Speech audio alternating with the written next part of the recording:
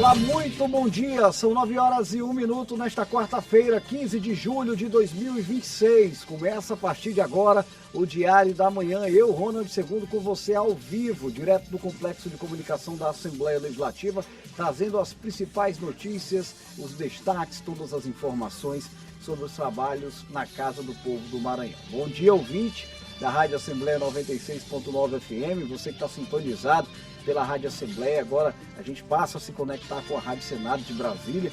Bom dia a todos os telespectadores da TV Assembleia do Maranhão, canal digital 9.2, e a turma boa que nos acompanha através das plataformas digitais, lá pelo YouTube TV Assembleia do Maranhão.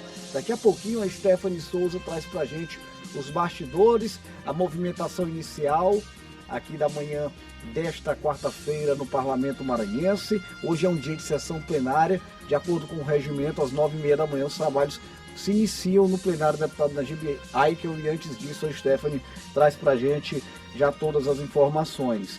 Vou trazer informações também, através de reportagem da TV Assembleia, sobre os 36 anos do Estatuto da Criança e do Adolescente. Já tem reportagem da TV Assembleia sobre esse assunto. Também vou entrevistar aqui o Gabriel, que é o gerente de pesquisa e inovação do Porto do Itaqui, sobre a 6ª edição do Prêmio Porto do Itaqui. A TV Assembleia, que inclusive já foi finalista, já foi premiada pelo Porto do Itaqui. A gente vai trazer o representante aqui do setor de pesquisa e inovação lá do Porto para a gente falar sobre a 6ª edição do prêmio.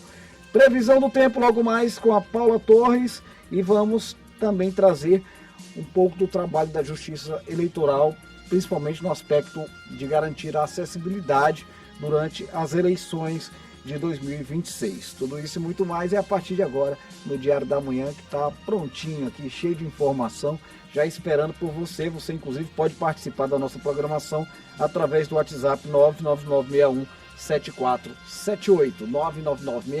99961-7478.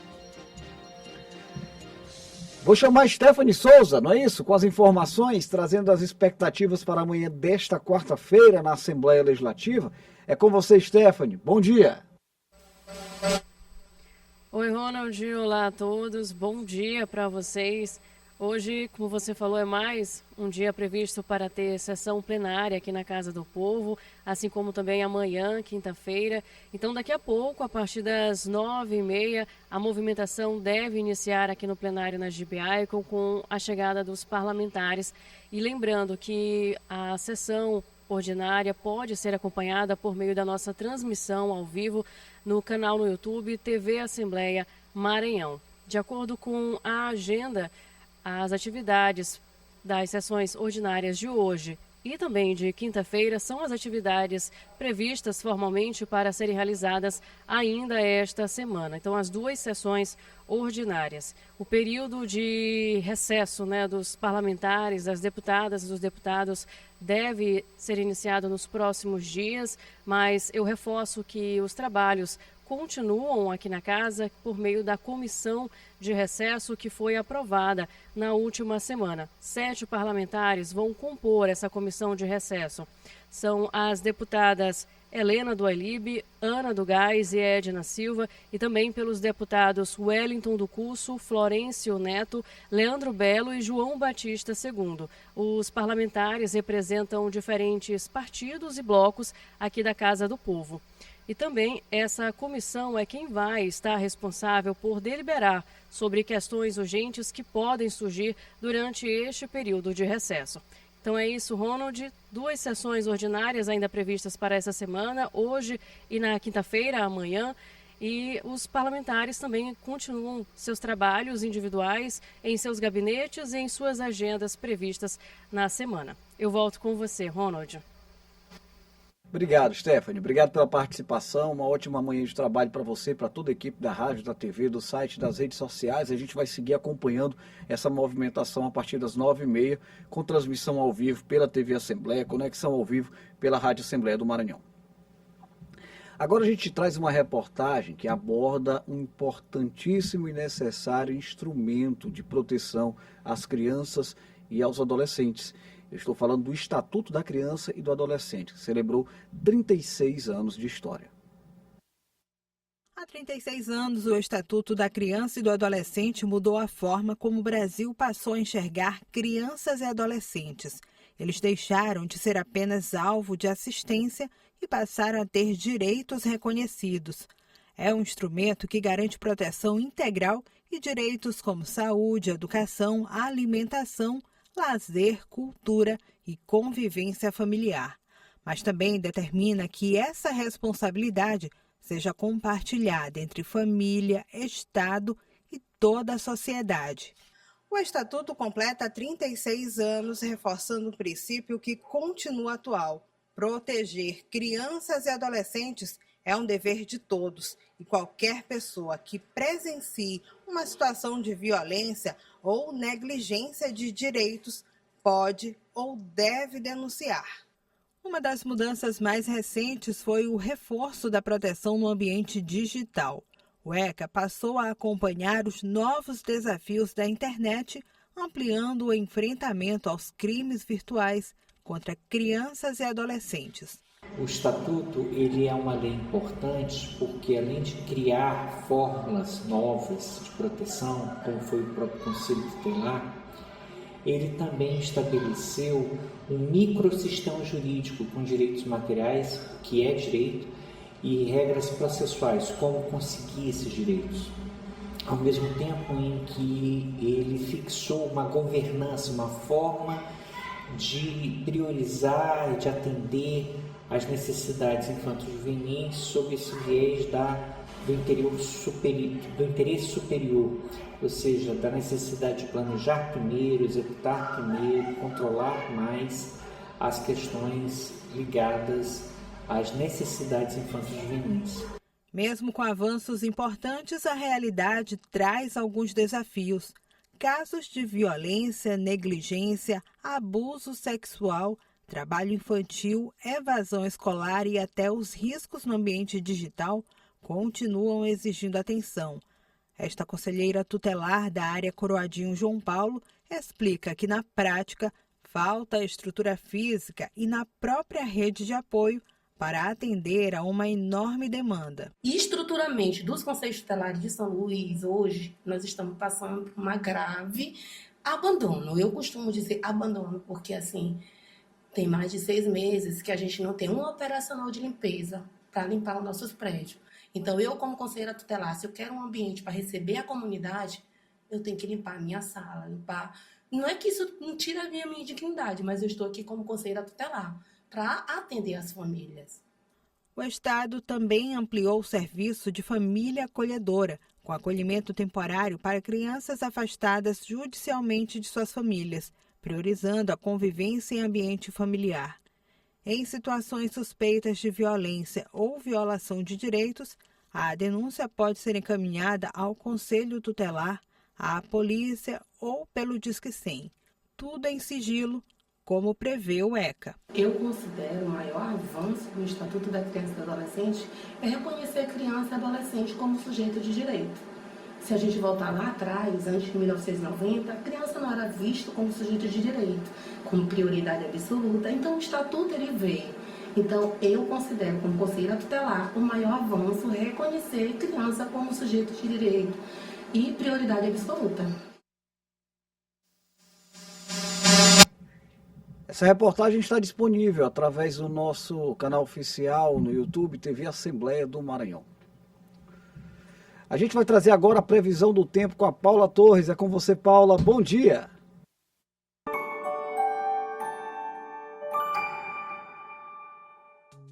Oi, muito bom dia para você e para todo mundo que já começou a quarta-feira com a gente. Se vai sair de casa, é bom colocar o guarda-chuva na bolsa. Apesar de o sol aparecer em vários momentos do dia, a chuva pode chegar rapidinho. Começando pela Grande Ilha, em São Luís, as temperaturas ficam entre 24 e 29 graus. O dia será de sol, entre nuvens, com pancadas rápidas de chuva durante o dia e também à noite. E atenção! O INMET mantém alerta de perigo potencial para chuvas intensas na região. Então, vale redobrar os cuidados se o tempo mudar de repente. Agora vamos para a Baixada Maranhense, em São Vicente Ferre. Por lá, o tempo não muda muito em relação à capital. Os termômetros variam entre 23 e 29 graus, com sol aparecendo entre nuvens e chuva passageira ao longo do dia. Seguimos ainda pela Baixada, agora em Presidente Sarney. A temperatura fica entre 23 e 28 graus. O céu deve permanecer mais carregado com pancadas de chuva, principalmente durante a tarde e a noite. Assim como em São Vicente Ferre, a cidade também está em área de alerta para chuvas intensas. Uma excelente quarta-feira para você. Daqui a pouco eu volto no F1 com mais informações.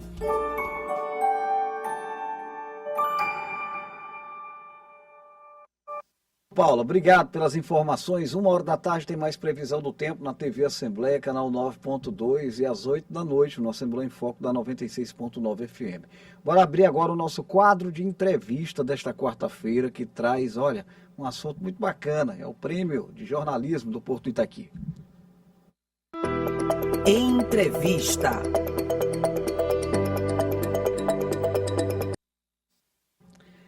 Olha, são exatamente 9h12. Nosso convidado de hoje já está por aqui. Dou as boas-vindas ao Gabriel Cássia, que é gerente de pesquisa e inovação do Porto do Itaqui.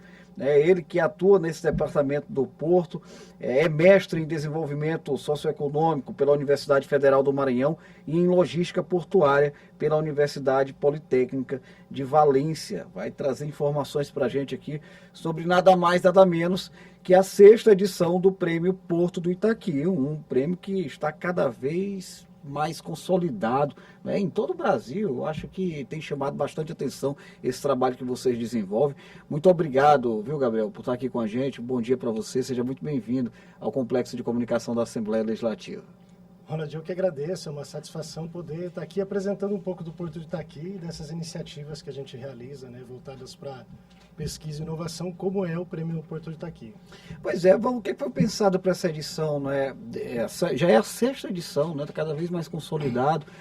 Qual é a leitura de vocês a respeito desse trabalho? Pronto, Ronald, desde o início, quando a gente foi estruturando, né, esse projeto de pesquisa e inovação do Porto de Itaqui, a nossa intenção sempre foi aproximar o Porto da população, né? Então, qual a melhor forma de fazer isso, senão reconhecendo todas aquelas iniciativas bacanas em diversas áreas diferentes, através de uma premiação que, tendo a estrutura do Porto como ela tem, né, acaba sendo divulgada para o Brasil todo. A premiação, né, a gente já vai falar mais dela, mas ela vai ocorrer no dia 25 de agosto, num evento que chama Inova Itaqui.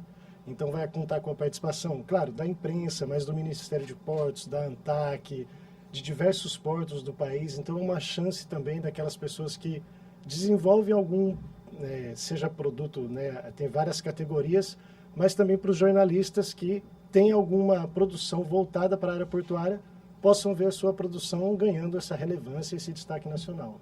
Agora, Gabriel, eu queria entender o grau de prioridade do Porto Itaqui em torno dessa percepção da população. Pergunto isso como jornalista, porque a gente tem observado cada vez mais presente o Porto do Itaqui dentro desse âmbito da comunicação, chegando aos lares dos trabalhadores e trabalhadoras, coisa que não se via num passado mais distante. Uhum.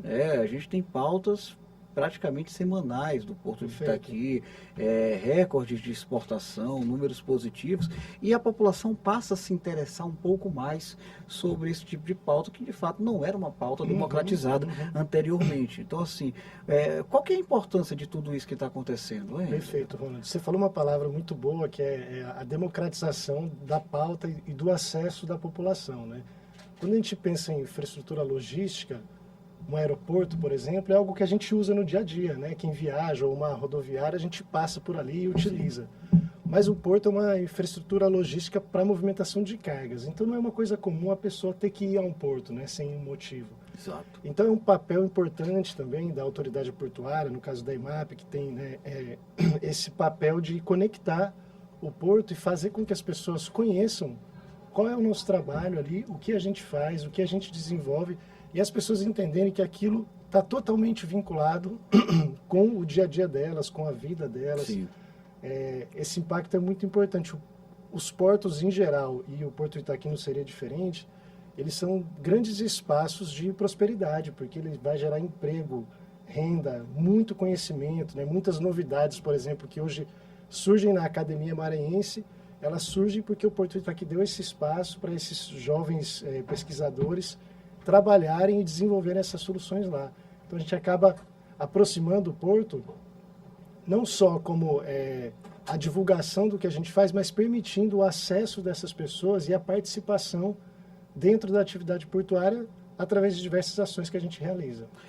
De maneira geral, eu sei que para a gente falar, obviamente, a gente não vai entrar muito nessa pauta da produtividade, apesar da TV Assembleia e da Rádio Assembleia já vem divulgando números bem positivos em relação a tudo aquilo que vem acontecendo no estado do Maranhão, no âmbito do Porto do Itaqui, mas eu queria ouvir também, claro, a sua avaliação a respeito de como esse setor respira nesse momento, né? Bons ventos para o estado do Maranhão, diante de tudo aquilo que acontece nesse âmbito da exportação, Gabriel? Pronto, Ronald.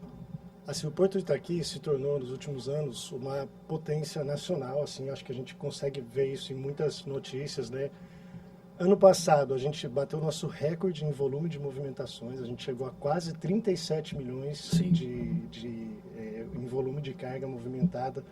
Mais de 1.000 atracações de navios. E a gente se tornou o maior porto do arco norte do país, né? Então, se você dividir o país ao meio, a gente é o porto que mais movimento. Então nós somos o grande hub logístico de toda essa região nordeste, norte do nosso país. Para você ter uma ideia, tem um número que é bem legal. Em 2016, o Porto Itaqui movimentou aproximadamente 16 milhões de toneladas. 10 anos depois, a gente mais que dobrou isso. A gente chegou a 37 milhões de toneladas. Sem um incremento tão grande, a gente teve duas inaugurações de berços, mas não é necessariamente o crescimento da infraestrutura, é a nossa capacidade de otimizar a operação portuária como uma autoridade portuária que consegue fazer isso, né, de maneira competente. Então, isso significa que a gente provê a infraestrutura de cais, de acesso, que a gente tem tecnologia, equipamento para operar de maneira rápida e conseguir operar cada vez mais navios em menos tempo. Então, tudo isso é um resultado grande de um esforço da gestão pública, né, maranhense, do governo do estado, da EMAP, de fazer com que, de fato, o Porto de Itaqui possa competir no mercado que é também um mercado privado, né? Os portos, existem os portos públicos e os privados, então a gente está nesse mercado. Então, para a gente é muito importante ser número 1 em eficiência e a gente tem conseguido isso. E dentro dessa perspectiva de futuro, hein, Gabriel? Porque a gente observa que o Porto ele vem registrando números bem positivos, inclusive batendo recordes, e isso também leva a uma certa preocupação assim, no âmbito do senso comum. Será que daqui a 10 anos a gente vai ter, por exemplo, uma estrutura capaz de atender tudo aquilo que a projeção já começa a sinalizar? Perfeito. Acho que é por isso, Ronald, que é importante falar assim, desse esforço que a gente tem feito na EMAP, para, além de ser um hub logístico de movimentação de cargas, nesses números de movimentação que são importantes, a gente tem como missão ser um hub de conhecimento e inovação, né? Então, diversas iniciativas têm vindo para conectar as universidades maranhenses com as demandas do Porto. Então, o que a gente tem tentado fazer é que aquela mão de obra especializada, os serviços especializados, as startups, as empresas de tecnologia que o Porto demanda, e são muitas, que elas sejam oferecidas e fornecidas pela população maranhense, pelas empresas do estado do Maranhão, e que a gente se destaque também exportando esses serviços, né, exportando, né, para outros estados do país. Então, isso a gente já tem feito e tem conseguido realmente assim, muitos resultados, premiações nessa linha, reconhecimentos do Ministério de Portos, da ANTAC, reconhecimento internacional, como um dos únicos portos do país que de fato tem pensado no futuro. Porque isso é pensar no nosso futuro, é olhar para daqui 10 anos e saber que a gente é um porto que vai operar com tecnologia, com inteligência artificial, com as máquinas de ponta, otimizando o processo, otimizando o tempo. Então, a gente está o tempo todo, é como se a gente vivesse o tempo todo olhando para frente e o que vai acontecer lá e vamos nos antecipar, né? Então, os nossos diálogos sempre são nessa linha. Muito bem. Bora falar aqui sobre a sexta edição do Prêmio Porto do Itaqui, né? O que foi pensado para essa edição? A gente sabe que todo ano vem sempre um aprendizado, né? E aí, com certeza, vocês vão adequando as situações. Primeiro, alertar já que as inscrições vão apenas até amanhã, é isso? Exato, isso mesmo. A gente já teve uma prorrogação, então aquele pessoal que espera a prorrogação já não vai ter mais, já foi prorrogado, então é até amanhã. Nós já estamos na prorrogação. Já estamos na prorrogação, então é até amanhã mesmo, prepare isso, faça a sua submissão. Muito bem, então, e aí, inclusive, vários colegas jornalistas aí estão nos acompanhando, e a TV Assembleia, que inclusive já foi finalista e premiada pelo Porto do Itaqui, também está atenta a essa situação. Os nossos colegas da Rádio Assembleia, a gente chama a atenção da imprensa esse ano, hein, Gabriel? O que o prêmio promete, qual que é a ideia principal? Ok, perfeito. A gente tem algumas categorias no prêmio, né? Algumas categorias que a gente sempre inventa, traz alguma coisa nova, né? Então, eu vou ter para produção acadêmica, né? Então, para aqueles pesquisadores que têm um artigo, uma dissertação de mestrado, uma tese de doutorado. A gente tem para iniciativas inovadoras das empresas que atuam dentro do contexto do Complexo Portuário do Maranhão.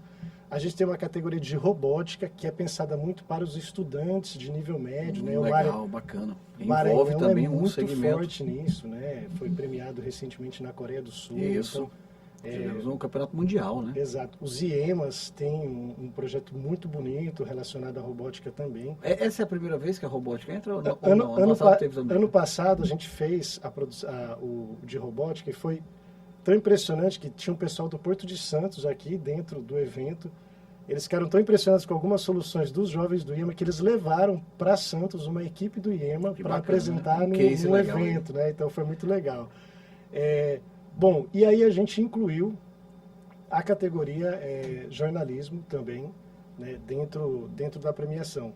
E a ideia, Ronald, é de fato reconhecer, né, todas essas produções jornalísticas. E aí, pessoal, é amplo, né? Então você pode reportagem escrita, audiovisual, rádio, mas também pode ser produção para YouTube, podcast, tudo isso é contemplado, contanto que tenha alguma relação com a atividade portuária, seja ela pensado para meio ambiente, sustentabilidade, operações portuárias, inovação, mas também o que a gente chama relação porto-cidade, né? Então, olha, eu tenho uma reportagem sobre a produção de soja no sul do Maranhão, que é escoada pelo Porto do Itaqui. Isso também vale, porque a gente está correlacionado, né?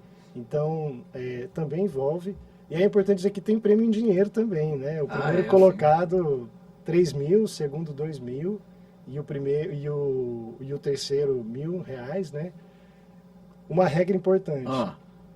Tem que estar vinculado a alguma instituição de comunicação. Então não pode ser uma produção autônoma que eu fiz eu mesmo para o meu Instagram. Entendi. Então eu tenho que demonstrar que eu tenho vínculo com alguma instituição de comunicação. Então, por exemplo, olha, eu trabalho aqui na TV Assembleia ou em outro canal, seja um canal de YouTube ou uma página ou um blog, mas tem que ter esse vínculo porque a gente quer de fato reconhecer quem trabalha profissionalmente, né? Quem está todo dia dedicado ao jornalismo. Muito bacana essa preocupação. E assim, o edital deve prever também um prazo de veiculação desses conteúdos, não é? Isso, exatamente. Bom lembrar que eu já ia esquecendo aqui de falar. É de janeiro de 2025 a junho agora de 2026. Então, nesse último 1 ano e meio é o prazo da publicação da notícia. Muito bem, estaremos por lá com toda certeza, prestigiando esse prêmio, viu, Gabriel? A gente entende que essa iniciativa do Porto do Itaqui é uma iniciativa muito louvável, que valoriza, aqui a gente vai puxar a brasa para a nossa sardinha, claro, o papel da imprensa, mas consegue, de fato, atingir a missão principal de vocês, que é estreitar essas relações, os serviços relevantes prestados pelo Porto do Itaqui, à própria população, que é quem mais interessa nesse sentido. Então, parabéns pela iniciativa, leve o nosso abraço, nossos cumprimentos a todos os seus colegas que estão trabalhando firmes para esse prêmio, a sexta edição. A gente sabe, muitas vezes a gente divulga aqui, olha, vai ter a sexta edição do prêmio Porto do Itaqui, mas não tem ideia da dimensão, do trabalho, do planejamento em torno de um projeto grandioso como esse. Eu tenho certeza que é muito trabalhoso, mas vocês têm uma equipe muito competente e estão desenvolvendo um trabalho muito bacana. Parabéns. Não, perfeito. Eu que agradeço o espaço aqui também para falar um pouco sobre essa iniciativa.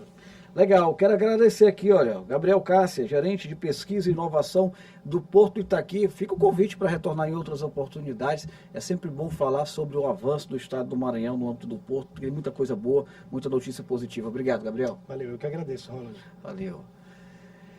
Agora a gente vai falar sobre as eleições. A Justiça Eleitoral tem trabalhado firme para que tudo dê certo no mês de outubro, né? O momento em que os brasileiros vão decidir os próximos governadores dos estados, o próximo presidente da República, senadores, deputados federais, deputados estaduais. E aí a TV Assembleia, juntamente com a Rádio Assembleia do Maranhão, todo o complexo de comunicação, vem produzindo uma série de conteúdos para levar o máximo possível de informação para o trabalhador, para a trabalhadora, para todos os maranhenses a respeito das eleições de outubro. Desta vez a gente vai falar sobre acessibilidade.